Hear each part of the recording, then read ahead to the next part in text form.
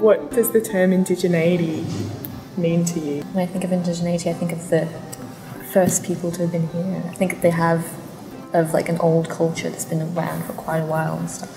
It's kind of an ambiguous term because all human cultures originate from Africa. So indigenous to say like as in the original, like they are the original people in a certain place, but it's not like that's where they originally evolved to be. But I also remember last week Gerhard saying that there's no indigenous people in Germany and things like that. But I think that the Germanians that fought against the Romans would disagree and things like that. So I think, wherever people have came up, there's indigenous cultures. But something that I'm hearing is a sort of a question mark around whether or not we can use the term indigenous to refer only to certain groups, or whether everyone is indigenous. It just depends to where, to what part of the world. I think it's a contested issue. I think indigeneity at its core is very contested. So indigeneity changes from a local to a global scale. So how people may assert, and I think this is highlighted in the MOOC very well in relation to PNG, in relation to the state, people will assert, I'm a citizen of the state. But on a global scale, they'll use the language of indigeneity, which has become very popular in relation to the UN.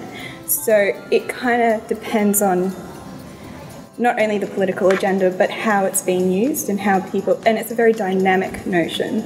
I thought it was interesting that the MOOC talked about, especially with Gerhard interviewing Sally Babbage in Atacama in Chile.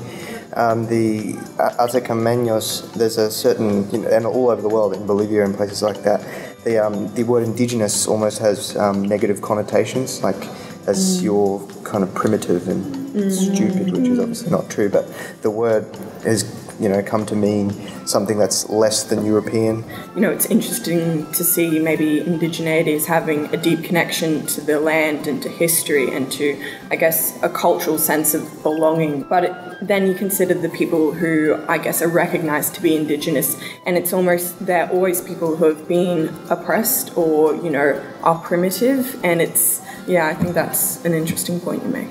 You've got all these different parts of your identity. You shouldn't have to just say, okay, this is the most important part. It's like, well, all of you is important. It's a whole wonderful mixture, and I guess the big problem that we have is that we want to separate everything. How important do you think those physical sites are to preserve heritage, and like how influential do you think that they can be? The idea of remembered landscapes and kind of imagined landscapes, not just physical landscapes. So even if a site is destroyed, it may still hold a major significance to the people who know it's there and know the stories and still pass the stories on. Yeah, I think there's almost a hesitancy to, I guess, preserve or conserve Indigenous sites or heritage.